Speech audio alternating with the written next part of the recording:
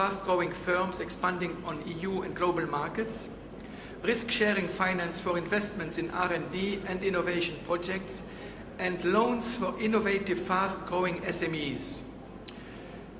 To avoid an innovation divide between the strongest innovating regions and the EU will use structural funds, so-called grant financial assistance. The third target is to bring together public and private actors. And to this end, European partnership initiatives were launched.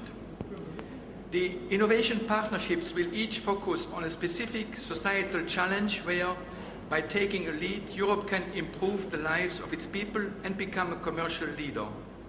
The first pilot partnership launched in 2011 is on active and healthy aging. The aim will be to increase the average number of healthy life years by 2.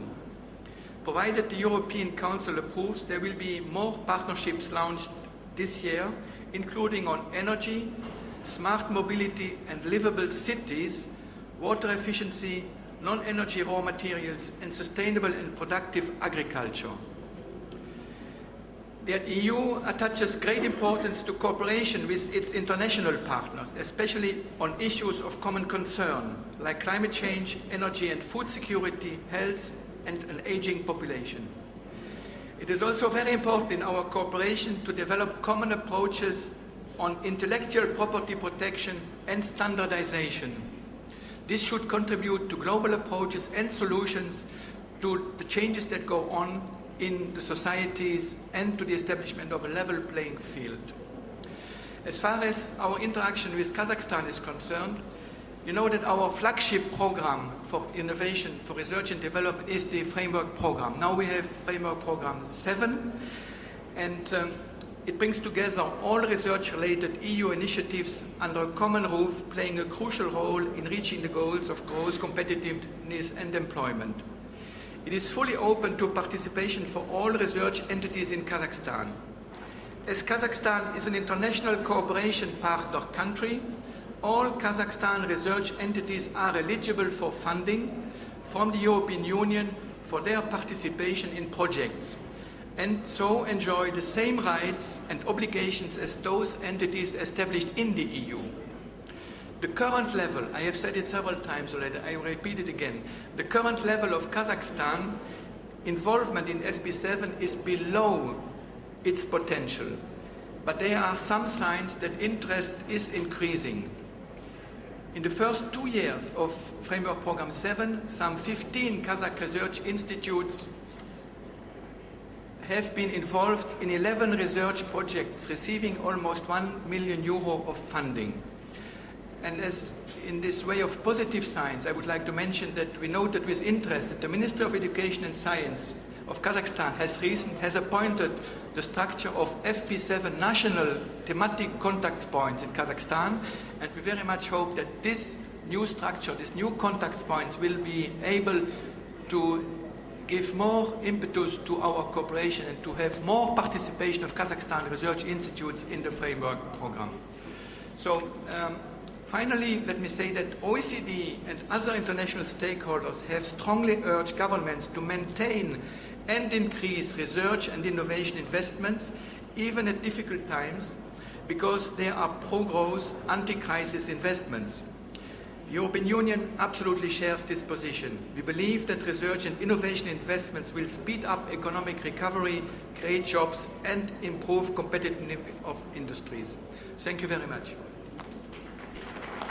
Роджер Корнберг, лауреат Нобелевской премии по химии 2006 года за исследование механизма копирования клетками генетической информации, профессор Стэнфордского университета, сопредседатель научно-технического совета Центра Сколково, представляет Соединенные Штаты Америки. Значит, следующий спикер у нас это Августа Алькорта, директор по развитию политики и статистическим исследованиям Организации Объединенных Наций по промышленному развитию ЮНИДО на тему международное инновационное сотрудничество, роль ЮНИДО в продвижении знаний, технологическом обмене среди стран Евразес. Следующий спикер это господин Омер Джебеджи, вице-президент научного и технологического исследовательского совета Турции ТУБИТАК, с темой доклада «Научная и технологическая интеграция тюркских государств. Основы перспективы развития». И Спикер в этой сессии у нас последний Джунг Сеун Ли, президент Корейского института научной технологической оценки и политики, представляет КИСТЭП. С темой доклада «Система научно-технологической политики как важный инструмент Корейской национальной инновационной системы». Как вы знаете, сессия первая посвящена вопросам созданию и анализу существующих интегрированных национальных инновационных систем. Ключевые вопросы – это европейская инновационная интеграция, североамериканская модель научной интеграции, научная и инновационная интеграция тюркских государств, евразийская инновационная система как интеграционная платформа и азиатская модель инновационной системы. Следующий спикер у нас будет господин Александр Старовойтов, председатель Совета директоров Центра высоких технологий стран Евразес, на тему «Евразийская инновационная система. Интеграционная платформа для экономического развития». И последние два спикера – это господин Ли Джаи Гу, президент Корейского фонда инновационного кластера, представляет Дайдук Иннополис, и Боб Ди Матео, председатель правления компании MTPV США на тему «Североамериканская модель научной интеграции США, Канада и Мексика». После чего в 15:25 будут подведены итоги сессии, и после перерыва начнется сессия номер 2. В этой связи разрешите слово предоставить господину Августу Алькорте, представляющему ЮНИДО, и приготовиться господину Умеру Джибеджи, представляющему Тубитак.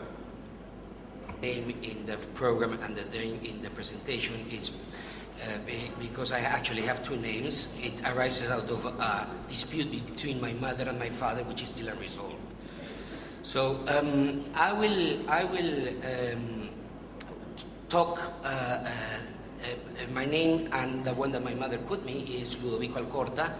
I am Director of Development Policy, Statistics and Research at the United Nations Development Organization. I would like to thank the government of Kazakhstan and the National Innovation Foundation for inviting me to this extraordinary meeting. I'll be speaking about the international innovation cooperation, both the rationale and the role UNIDO is playing in promoting knowledge exchange among EURASEC countries. I just make 7 points. They are in the only slide that I'm going to put in front of you.